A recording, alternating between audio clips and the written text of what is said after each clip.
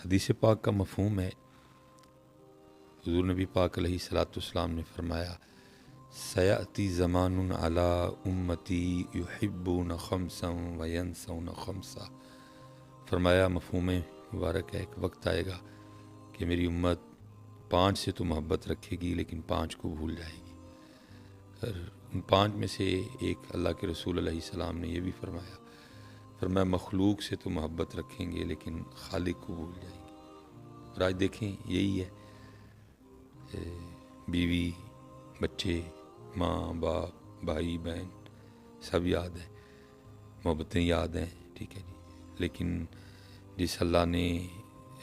یہ وجود بخشا، ٹھیک ہے جی، جس اللہ نے ماں، جس اللہ نے باپ، جس اللہ نے بیوی، جس اللہ نے بچہ دیا، وہ بھول گیا، ٹھیک ہے جی۔ آج سب کو پتہ ہے کہ گاجر کھانے سے خون بنتا ہے، بچہ آپ کو بتائے گا، لیکن یہ بھول گیا کہ گاجر میں یہ طاقت پیدا کس نے کی ہے، ٹھیک ہے۔ ایک عام سا بندہ بھی آپ کو بتائے گا کہ جی سیب کا مربع کھاؤ دل کو طاقت ملتی ہے، لیکن یہ بھول گیا کہ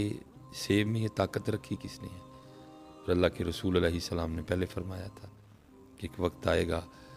مخلوق سے تو محبت کریں گے لیکن خالق کو بھول جائیں گے۔ کم و بیش 19 سال ہو گئے یہ ڈیوٹی کرتے ہوئے، اور جہاں تک میں نے دیکھا ہے، شاید آپ نے دیکھا ہو لیکن میرے نہیں کبھی دیکھنے میں آیا، کوئی ایسی محفل نہیں کہ جہاں خود ہی ماں کی شان میں شعر نہیں پڑھا جاتا، اور اگر کسی محفل میں نہ بھی پڑھا جائے تو کوئی نہ کوئی بندہ اٹھ کے فرمائش کر دیتا ہے کہ جی ذرا 2 شعر ماں کی شان میں۔ تو کم و بیش 19 سال ہو گئے انہی محفل میں آتے جاتے، اسٹیجوں پہ بیٹھتے،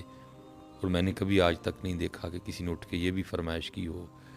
کہ ذرا 2 شعر اللہ کی شان میں، ذرا 2 شعر اللہ کی ذرا حمد۔ 19 سال کم و بیش مجھے ہو گئے، میرے کانوں میں کبھی یہ آواز نہیں پڑی، ٹھیک ہے جی۔ اور کوئی ایسی محفل میں ہی نہیں ہے کہ جس میں اٹھ کے امی کی فرمائش نہ کی جاتی ہو۔ اور اللہ کے رسول علیہ السلام نے پہلے فرمایا مخلوق سے تو محبت کریں گے لیکن خالق کو بھول جائیں گے، اس لیے امی سے محبت کریں، ابو سے محبت کریں، بیوی سے کریں، بچوں سے کریں، لیکن قرآن نے قاعدہ دیا ہے، اور قرآن کیا کہہ رہا ہے؟ قرآن میں اللہ کہتے ہیں قُلْ إِن كَانَ آبَاؤُكُمْ وَأَبْنَاؤُكُمْ، ٹھیک ہے، یہ کریں محبت، قرآن کہہ رہا ہے، ٹھیک ہے۔ آپ اپنے آباء و اجداد سے محبت کریں، اپنے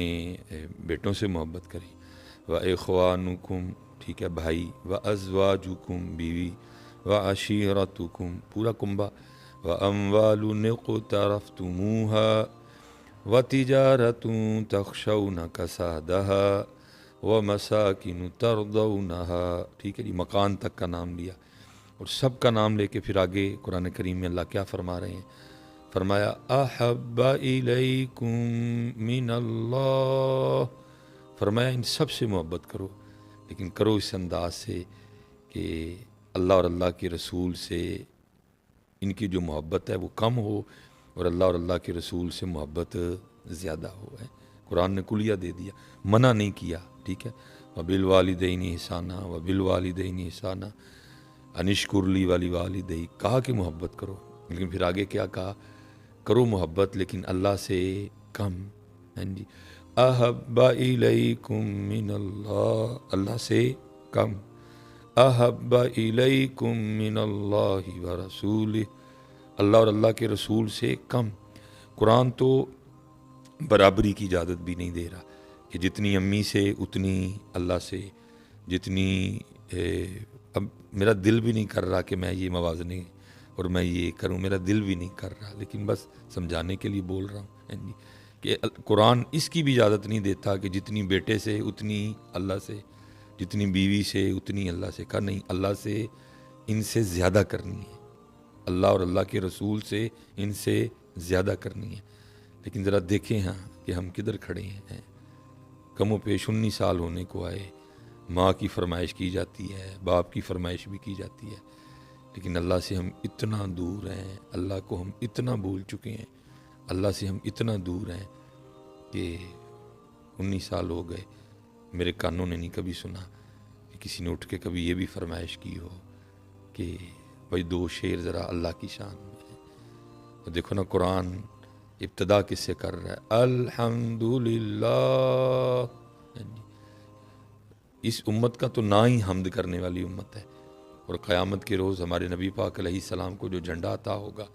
اس مبارک جھنڈے کا نام ہی لواء الحمد ہے، حمد والا جھنڈا. لیکن دیکھیں آج ہم کتنا اپنے اللہ سے دور چلے گئے ہیں، ہم کتنا اپنے اللہ. اس لیے میری گزارش ہے یار اپنا محاسبہ کرو، دیکھو اپنے آپ کو، اور دیکھو ہم اللہ اور اللہ کے رسول کی محبت کے حوالے سے کدھر کھڑے ہیں. اور اللہ کی طرف آؤ، اللہ کی محبت کی طرف آؤ، حضور نبی پاک علیہ السلام کی محبت کی طرف آؤ.